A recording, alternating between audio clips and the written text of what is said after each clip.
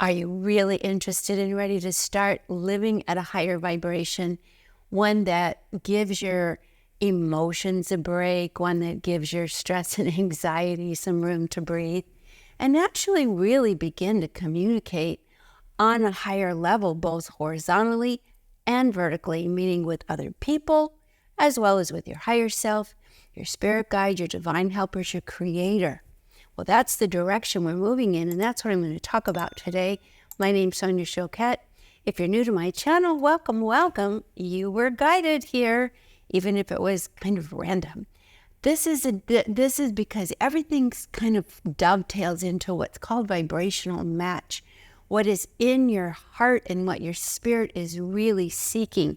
It's always seeking to get on track into the flow of your highest expression. So you find yourself being drawn nose to nose with things that will support it if you can only see that, which is why you're here. And if you're coming back, welcome back. I want to talk more today about becoming a very comfortable fifth dimension consciousness being. Now, I want to again begin by saying that the fifth dimension is not a physical place. It's not another planet. It's not that you levitate out of the body or the physical realm. It's just that your consciousness, your awareness, your sense of reality isn't contained to just the immediate and the physical. It means that you are becoming aware of, sensitive to, and can communicate energetically, telepathically, creatively, receive intuitive downloads, read people, read the room, read situations, read yourself.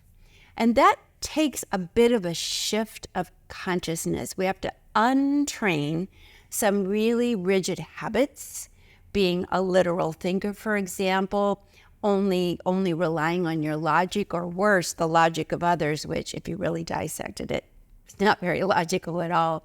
And beginning to actually feel and speak the language of spirit, which is feeling, but not feeling emotionally, although we do need to be emotionally intelligent. It's sensation, energetic sensitivity. Now, we've all had it to some degree. Have you ever walked into a place and you just instantly felt uncomfortable? You just wanted to say, let's go. This place gives me bad vibes. It's interesting. I had a client just a few weeks ago who checked into a hotel in Montana. And when she walked in, she said, I just didn't like it. It had bad vibes, and it was beautiful. There was nothing overtly obnoxious or offensive to me. There was no evidence of anything that I could put my finger on, but I wasn't comfortable. And then she said, but I stayed. I stayed for 2.5 days. I didn't sleep a wink. I had bad dreams. I didn't feel good. And after I left, I asked myself, why did I stay? Because I said, what did you say? And she said, it's because I felt like I needed to logically substantiate what I was feeling. I had to find some evidence or something to give me permission to really listen to myself. Now, that's a third dimension reaction. But if you're going to be in the fifth dimension, you're going to just recognize that if it doesn't feel good to me, that's enough explanation to excuse yourself. You don't have to find a thing to blame. It doesn't even necessarily mean when you're feeling uncomfortable that there's something bad, if you will, but it just isn't supportive to you. Now, after she left, she said that it was a place that regularly hosted, and not surprisingly given the location, but hosted gun shows and hosted things that she personally did not resonate with. So the consciousness seeped into the place of just the common frequency of who showed up, just wasn't comfortable for her. Doesn't mean they were bad, doesn't mean she was bad. It's sort of like if you play classical music and you move into a frantic jazz band. It's a clash of vibration. So one of the big leaps that you can make to make your life better, like instantly, seriously, instantly, is when you feel something isn't working, know that there is something. You don't have to justify it, but do acknowledge it, because once you acknowledge it, it's not rolling around inside where it can get really confused and attacked by your ego and your self-doubt and your questioning. But when you put it on the table, you put it out there, you can begin to examine it more objectively and use your logic. Another friend of mine said she went on a date with someone and she had really bad vibes about the guy. And when she actually acknowledged this with her girlfriend, had really bad vibes, and examined it openly with her friend, she realized it wasn't a thing about him, that it actually was that she emotionally felt inferior. He was successful by her standards. He was good looking. He was charming. She wasn't used to that. So again, it was an incongruency, but only because she held a pretty negative internal vibration. So her girlfriend talked her into going out again and said, go for 6 dates. If you can go on 6 dates, I mean, if the energy unfolds that way, if you can go for 6 dates, then you'll get to a more accurate resonance or not. So she forced herself back to a few more dates. He certainly kept showing up. And after the 4th date, she relaxed and realized he was a really good guy and he was quite sincere. And to my knowledge, they're still going out. So it's not that every time you get a glitch or a hit or a aha that it's an absolute intuition, but it is an absolute something. And that something needs to be acknowledged because it's giving you some information. In case one, the first client was not in an environment that was necessarily conducive to her. Maybe she would have been better in an eco lodge, for example. That might have really resonated with her because it's not one size fits all. And then in the second case, it was just low self-esteem and a bit of unfamiliarity that caused her to put up the brakes. And when that was removed, then she got pretty clear and gave something a real chance that turned out to be good for her. Now, this shows you it is not a one size, all or nothing, black or white kind of clarity. You know, we need to work with the energy so that we learn to read it and understand it. And we also need to learn to speak spirit. When you start elevating into higher frequency, the spirit in you speaks more in symbols and metaphors and analogies and very, very often not literally. So let me tell you a story about this. It's a classic story. I had a client who was a flight attendant and needed to drive to the airport very early in the morning, like super early in the morning. She lived in Kansas City and she lived a good hour from the airport, and her check-in was at 6 a.m. So she's getting ready at 4 a.m. She's regular, that's her regular flight. And she hears in her inner voice, not in her ear, but kind of in her being, she hears, it's a good day for donuts. And she laughed and thought, well, every day is a good day for donuts. I agree. So she's talking with this inner guide or this inner voice that's making this very sweet suggestion. But she said, I don't have time for donuts, maybe one at the airport. She continues to get ready. She's putting her suitcase in her trunk of her car, ready to go on her trip. And again, she hears, what a good day for donuts. And she laughed out loud because it's this thought whooshed through her, and she just relished the thought, it's always a good day for donuts, but I'm running late. Don't have time to go looking for donuts. It's 5 a.m. So on her way to the airport, she comes to a red light right before the ramp to get onto the highway. And at the corner is a little gas station where you can go in and guess what? Get donuts. And as she looked up, there is a donut truck coming in to make its early morning delivery. So she hears again, she senses, and I use the word hear, but it's an inner energetic voice. See, it's such a good day for donuts.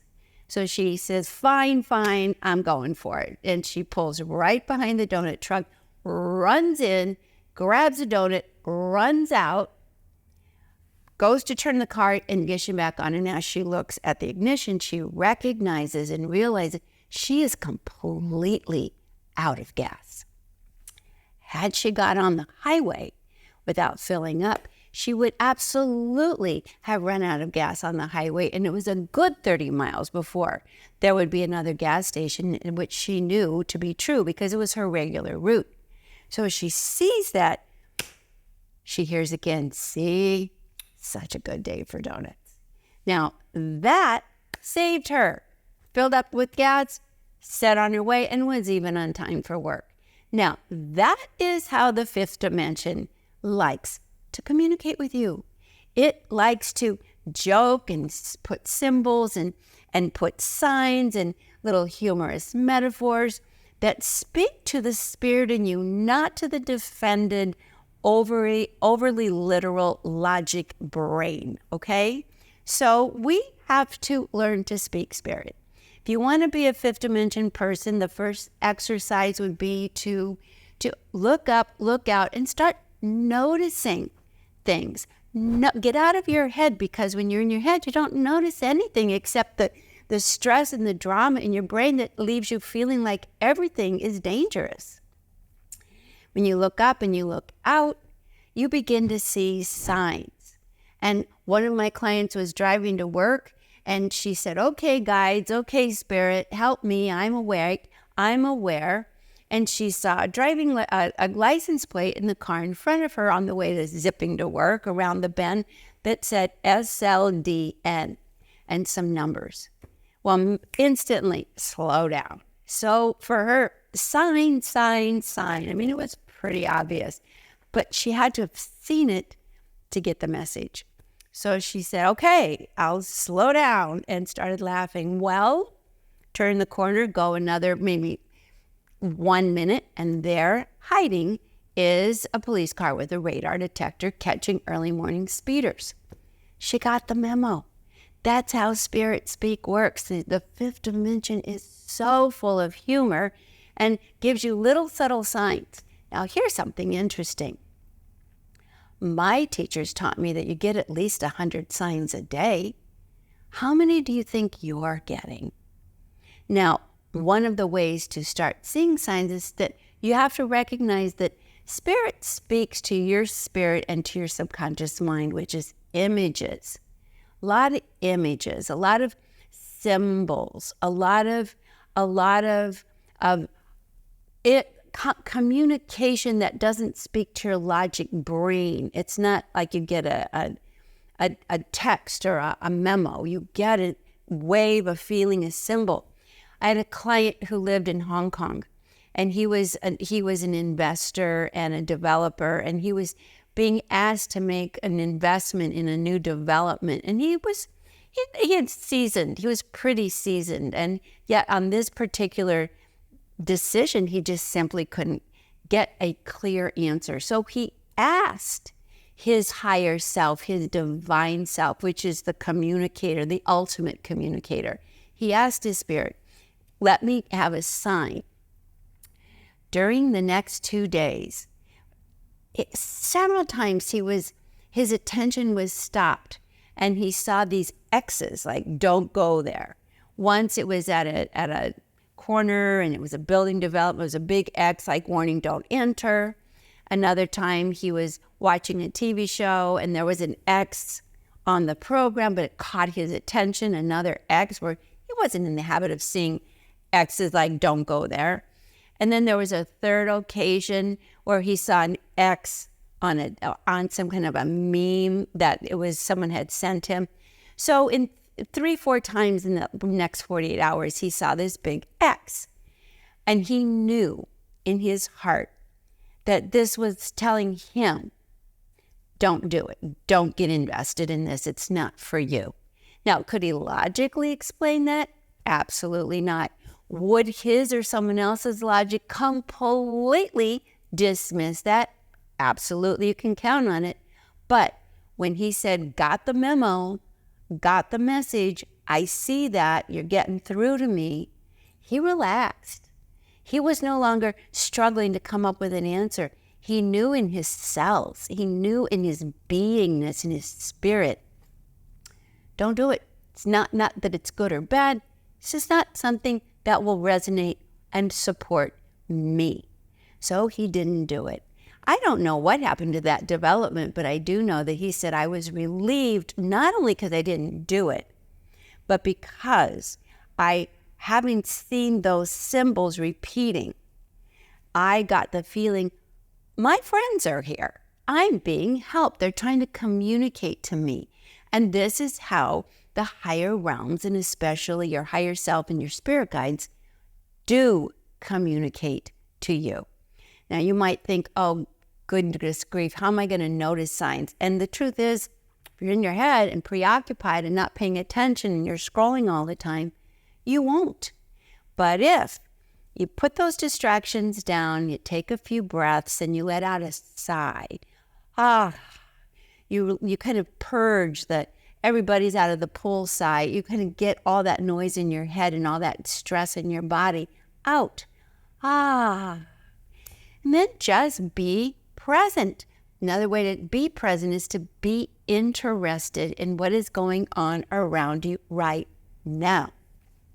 Now, there's some other ways to start learning to speak spirit or start to speak in the fifth dimension.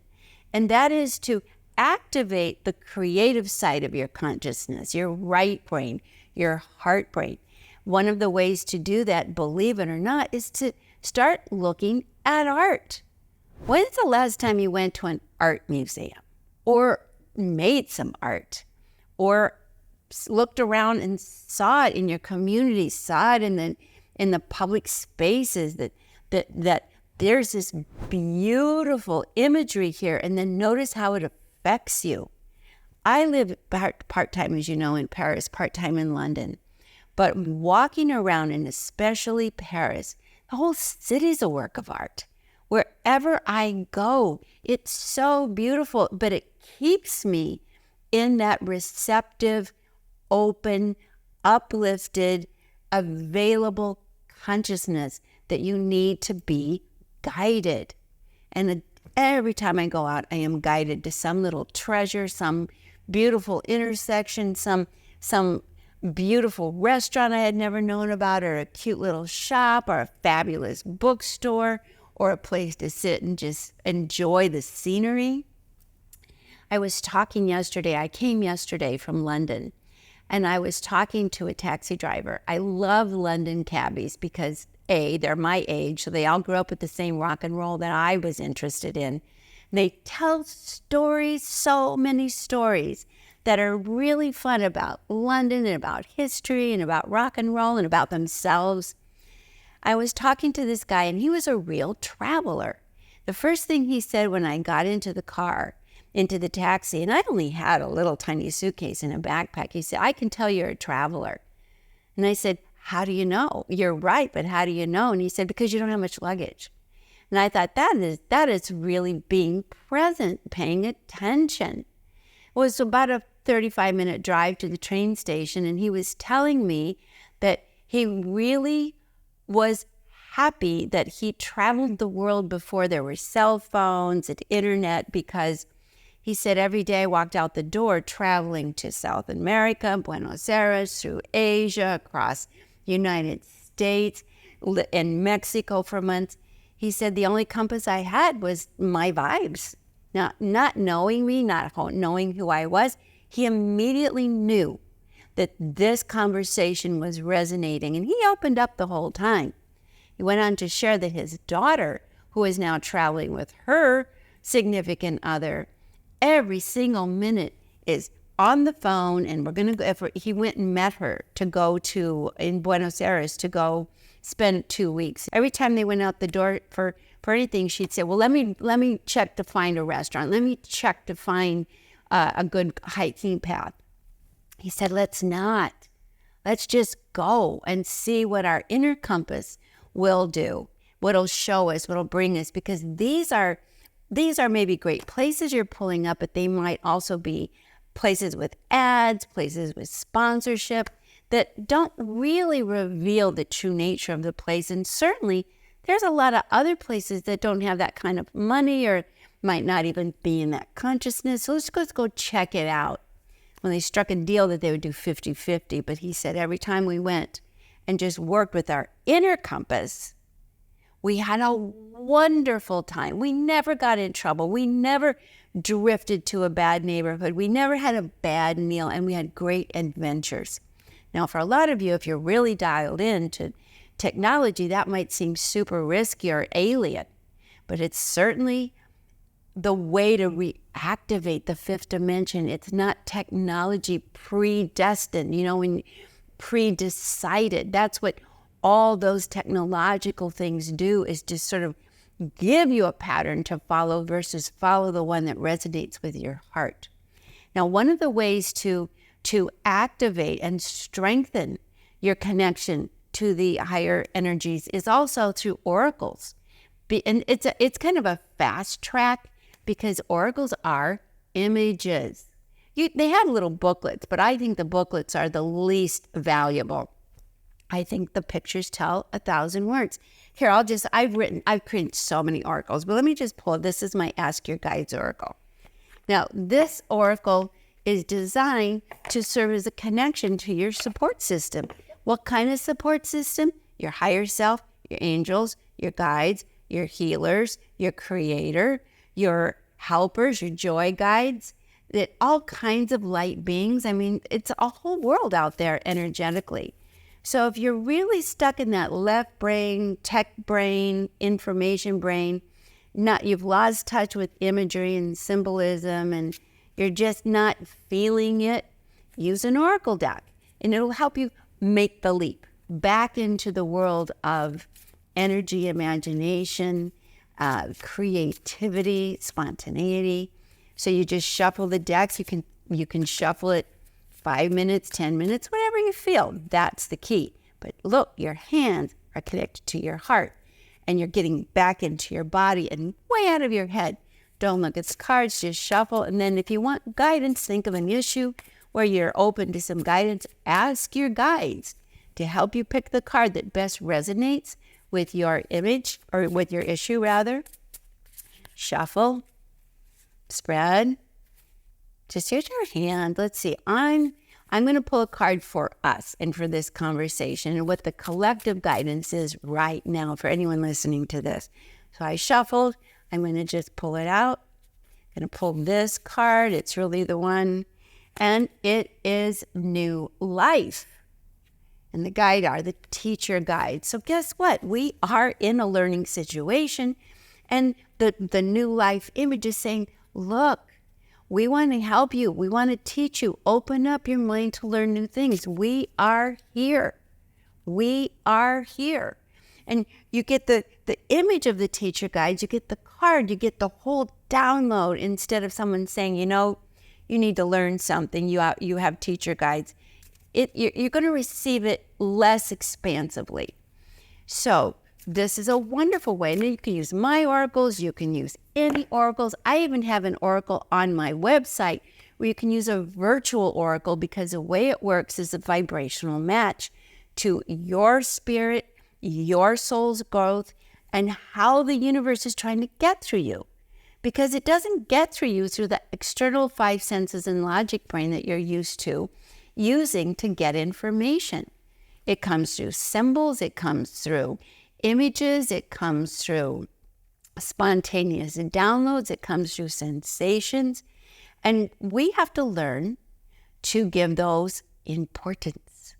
That's why art museums are so important, and why when you go into sacred gardens and sacred places, you feel like you're connecting to a higher vibration, because you are. So I will be working for a while on how to learn to live as a more multi-dimensional being who speaks spirit, who's fluent in spirit, who uses the telephones to spirit, just like you use your cell phone to find out where the restaurant is. Use your oracle deck to get the inner guidance that your soul needs for peace of mind. Now, these are fun new ways of seeing things, and your logic brain doesn't like change. Your ego doesn't like change, so it'll not necessarily get on board. It could poo-poo it, say that's absurd, that's ridiculous. Expect that. And your response should be, it's fun. It's good for me. It's fun. It gives me a break from figuring things out. It gives me a break from worrying, and it actually allows real guidance, a real new idea, a real new inspiration to come in. Let's do one more for the road. Okay, and what we get is freedom. Freedom is the card. You probably can't see this, but your guides are saying, look, we're trying to take you to a freer experience, away from all that stress and tension of the third dimension. I mean, aren't you tired of it? So, get your favorite oracle deck, go to a museum, look at the art, pay attention to the recurring symbols, look at what's right in front of you. Check out my virtual deck on my front homepage of my own website. Learn this new language. And just like learning any language, you got to give it a minute. Give it a try, but get it out of your head.